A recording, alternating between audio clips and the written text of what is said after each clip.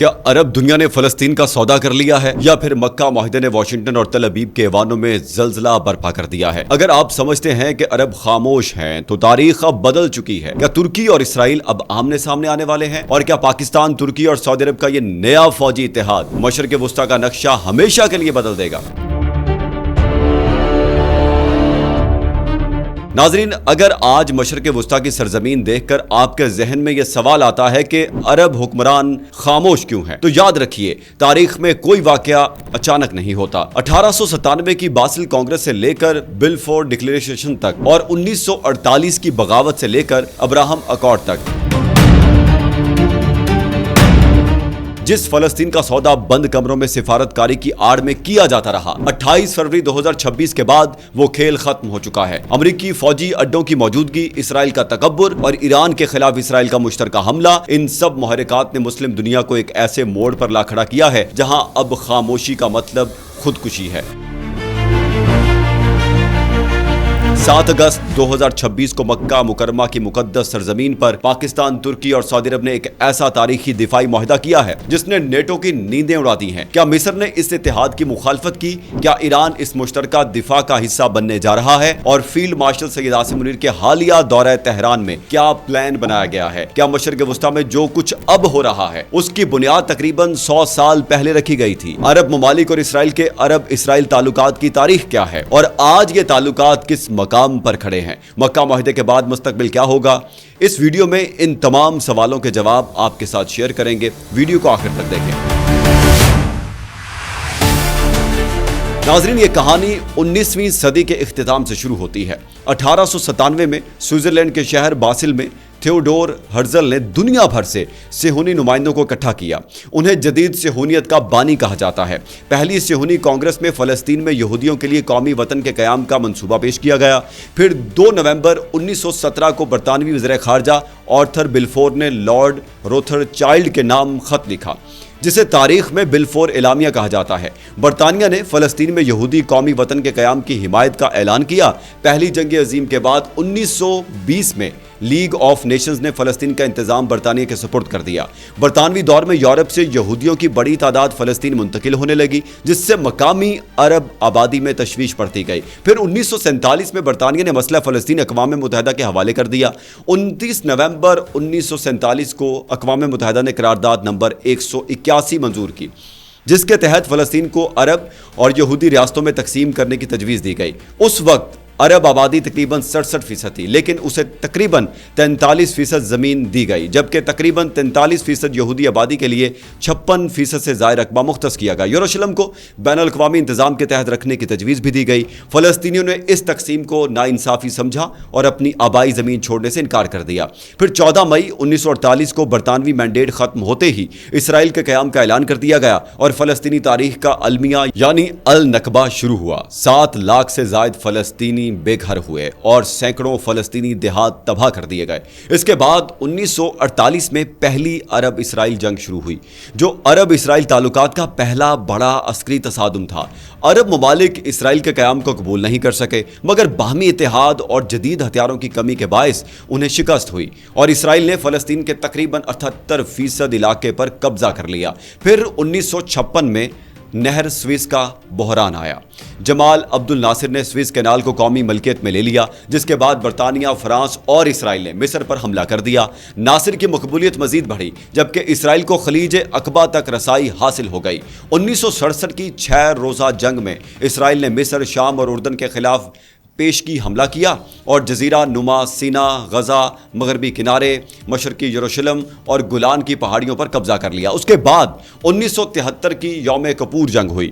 مصر اور شام نے ابتدائی برتری حاصل کی، لیکن امریکی فوجی امداد اور جدید ہتھیاروں نے جنگ کا رخ بدل دیا۔ یہ جنگ عرب اسرائیل تعلقات میں ایک اہم موڑ ثابت ہوئی۔ اس کے بعد 1977 میں مصری صدر انور سادات نے اسرائیلی پارلیمنٹ کا دورہ کیا اور 1978 میں کیمپ ڈیوڈ معاہدہ طے پایا۔ اگلے अगले बरस मिस्र ने इसराइल को तस्लीम कर लिया और उसके बदले जजीरा नुमा सीना वापस हासिल कर लिया। इस फैसले पर मिस्र को अरब दुनिया में शदीद मुखालफत का सामना करना पड़ा और उसे कुछ अरसे के लिए अरब लीग से खारिज भी कर दिया गया, लेकिन बाद में मिस्र दोबारा अरब लीग का हिस्सा बन गया। लेकिन 6 अक्टूबर 1981 को एक फौजी परेड के दौरान अनवर सादात को कत्ल कर दिया गया। अब फलस्तीनी मुजाहमत की तरफ आते हैं। 1964 में यासिर अरफात और दीगर फलस्तीनी रहनुमाओं की क़यादत में PLO कायम हुई, जिसने फलस्तीनी जद्दोजहद को सियासी और अस्करी शक्ल दी। 1982 में इसराइल ने लेबनान में PLO को निशाना बनाया। उसी दौरान सबरा और शातीला के कैंपों में हज़ारों फलस्तीनियों का कत्लेआम हुआ और PLO को ट्यूनिस मुंतकिल होना पड़ा। फिर 1987 की पहली बगावत के बाद 1993 में ओस्लो माहिदा हुआ, जिसके नतीजे में फ़लस्तीनी अथॉरिटी कायम हुई। लेकिन 1995 में इसराइली वज़ीर-ए-आज़म इसहाक राबेन को एक सेहूनी इंतहा पसंद ने कत्ल कर दिया। उसके बाद नेतन्याहू और लिक्विड पार्टी का असर बढ़ा, ओस्लो अमल कमज़ोर पड़ा और मगरबी किनारे में इसराइली आबादकारी में इजाफा होता गया। दूसरी जानिब अमेरिका में इसराइल नवाज लॉबी खसूसन AIPAC भी बाअसर रही, जिसके बायस इसराइल की सलामती अमरीकी मशरक़ वस्ता पॉलिसी की अहम तरजीह बन गई। 2004 में यासिर अरफात की वफात के बाद महमूद अब्बास फ़लस्तीनी अथॉरिटी के सरबराह बने और इसराइल के साथ सिक्योरिटी ताउन जारी रहा। उधर 1987 में शेख अहमद यासीन की क़यादत में हमास वजूद में आई और 2006 के इंतखाबात में कामयाबी के बाद हमास और फ़लस्तीन अथॉरिटी के दरमियान सियासी तकसीम मजीद गहरी हो गई। नाजरीन, अब खलीजी ममालिक की तरफ आते हैं। 1990 में कुवैत पर इराकी हमले और ऑपरेशन डेजर्ट स्टॉर्म के बाद सऊदी अरब, UAE, कुवैत और कतर समेत खलीजी रियासतों की सलामती बड़ी हद तक अमरीका से जुड़ गई। खलीज में अमरीकी फौजी अड्डे कायम हुए और दिफा, मईशत और जुराफियाई सियासत में अमरीकी असर और रसूख मजीद बढ़ गया। अरब हुक्मरानों ने उन रहनुमाओं का अंजाम भी देखा जो अमरीका की पॉलिसियों से टकराए थे। शाह फैसल ने तेल की सप्लाई रोककर आलमी कीमतों पर असर डाला, लेकिन 1975 में उन्हें उनके भतीजे ने कत्ल कर दिया। बाद में सद्दाम हुसैन और मोअम्मर कज़ाफ़ी के अंजाम ने भी अरब हुक्मरानों को वाज़ेह पैगाम दिया कि अमरीका और इसराइल से टकराव की कीमत भारी हो सकती है।